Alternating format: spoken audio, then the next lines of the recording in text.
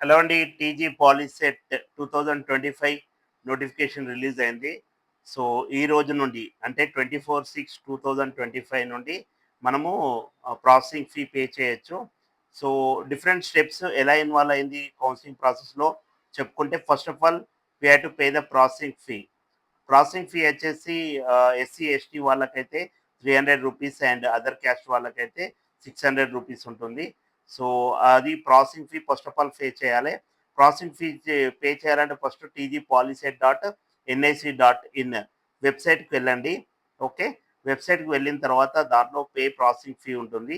So, దాంట్లో మనము click చేస్తే దాంట్లో మనకు కొన్ని డీటెయిల్స్ అడుగుతాయి. ఆ డీటెయిల్స్ వచ్చేసి TG POLYCET hall ticket number, TG POLYCET registration number and date of birth of candidate and one image capture వస్తుంది. ఓకే. సో, మనం ఇమేజ్ క్యాప్చర్ ఎంట్రీ చేసినట్టయితే క్లిక్ చేసినట్టయితే తర్వాత మనకు డైరెక్ట్ ప్రాసెసింగ్ ఫీ పే చేయొచ్చు. Processing fee అనేది కూడా మనము క్రెడిట్ కార్డ్ తోటి లేకుంటే యూపీఐ నుండి దేనితోనైనా పే చేసుకోవచ్చు. సో, ప్రాసెసింగ్ పే చేసిన తర్వాత నెక్స్ట్ మనం స్లాట్ బుకింగ్ చేసుకోవాలి. మళ్ళీ డీటెయిల్స్ ఎంటర్ చేసిన తర్వాత డైరెక్ట్ మనం ఏదైతే ఏ సెంటర్ ఎక్కడ నియరెస్ట్ కౌన్సెలింగ్ సెంటర్ ఉందో అది క్లిక్ చేసుకోవాలి. క్లిక్ చేసుకొని మనం అవైలబుల్ డేట్ మన గ్రీన్ కలర్‌లో కనిపిస్తుంది. ఆ గ్రీన్ కలర్ డేట్ క్లిక్ చేసుకొని టైమింగ్ వస్తుంది. మార్నింగ్ 9 నుండి స్టార్ట్ అవుతుంది. ఆ 9 నుండి మీకు ఎప్పుడు అవైలబిలిటీ ఉందో అప్పుడు అవైలబిలిటీని మీరు చూజ్ చేసుకోవాలి టైంని.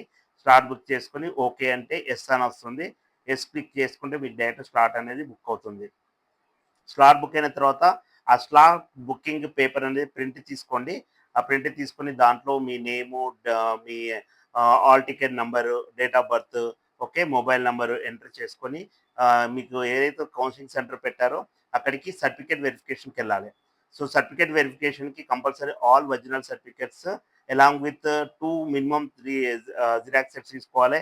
ఎక్స్‌ట్రా ఒక 2 తీసి పెట్టుకోండి. ఓకే. ఎప్పటికైనా మీకు అవైలబుల్ ఉంటుంది. యూజ్ అవుతుంది మీకు.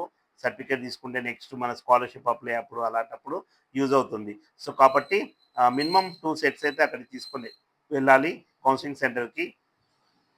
సర్టిఫికేట్స్ తీసుకోవాల్సినవి ఏంటి అంటే SSC short memo, colour print తీసుకోండి బెస్ట్. దానిపైన మీ యొక్క స్కూల్ యొక్క head master sign along with stamp వేసుకోవాలి. అంటే అటెస్టేషన్ చేయించుకోవాలి compulsory. SSC memo, short memo and next వచ్చేసి ఎస్ఎస్‌సి టీసీ ఉండాలి compulsory. And next Aadhaar xerox తీసుకెళ్ళాలి కంపల్సరీ. ఒరిజినల్ కూడా క్యారీ చేసుకోండి. ఆధార్ జిరాక్స్ కూడా సరిపోతుంది. అండ్ నెక్స్ట్ వచ్చి మీ 4థ్ క్లాస్ నుండి 10థ్ క్లాస్ వరకు study and conduct certificate compulsory తీసుకోవాలా. 4థ్-10థ్ కంపల్సరీ ఉండాలి. ఓకే. సో, దాని తర్వాత మీ క్యాస్ట్ సర్టిఫికేట్ ఉండాలి. అండ్ నెక్స్ట్ ఇన్‌కమ్ సర్టిఫికేట్ కూడా ఉండాలి.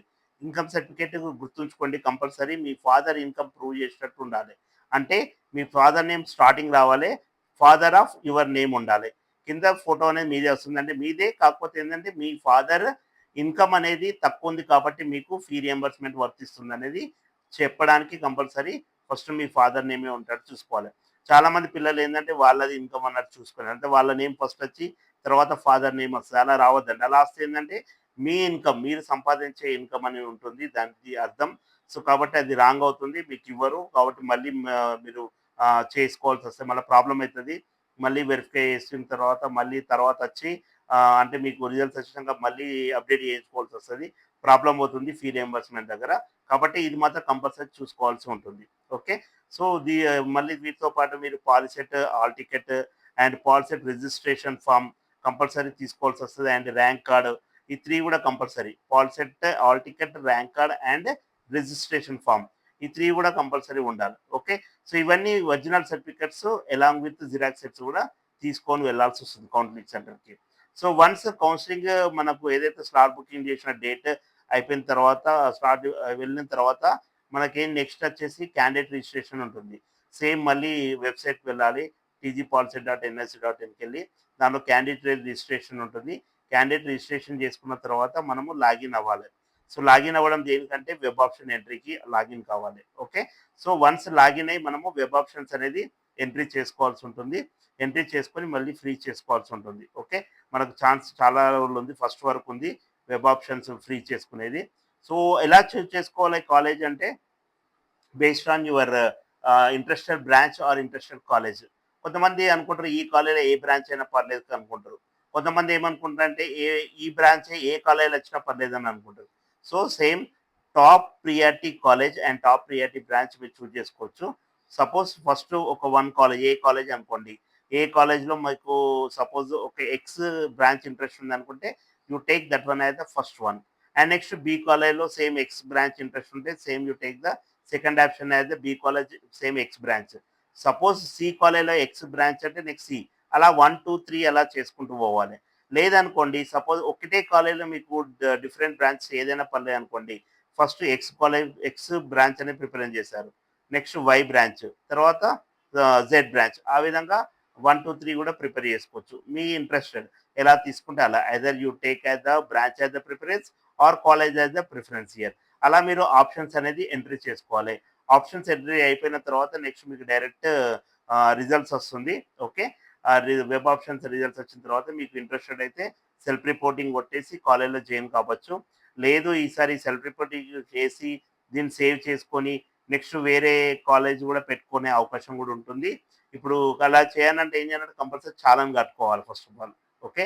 మీకు గవర్నమెంట్ రియంబర్స్‌మెంట్ కాకుండా మీకు కొంచెం చాలాన్ జనరేట్ అవుతుంది. అమౌంట్ జనరేట్ అయిన చాలాన్‌కి మీరు ఫీ పే చేసుకోవాలి. చేసుకొని నెక్స్ట్ వెయిట్ చేయొచ్చు. లేకుంటే సెల్ఫ్ రిపోర్టింగ్ కట్టి మీకు అది నచ్చిందనుకోండి డైరెక్ట్ అక్కడికెళ్ళి అలాట్‌మెంట్ ఆర్డరు అవన్నీ సబ్మిట్ చేయాల్సి ఉంటుంది. సెల్ఫ్ రిపోర్ట్ కొట్టగానే మీకు అలాట్‌మెంట్ ఆర్డర్ వస్తుంది. Okay. Allotment order and fee receipt అవన్నీ తీసుకొనెళ్ళి అక్కడ కాలేజ్‌లో జాయిన్ అయ్యే అవకాశం ఉంటుంది. ఓకే. లేదంటే you have to wait for the second phase also. ఈ సీట్ అనేది సెక్యూర్ ఉంటుంది.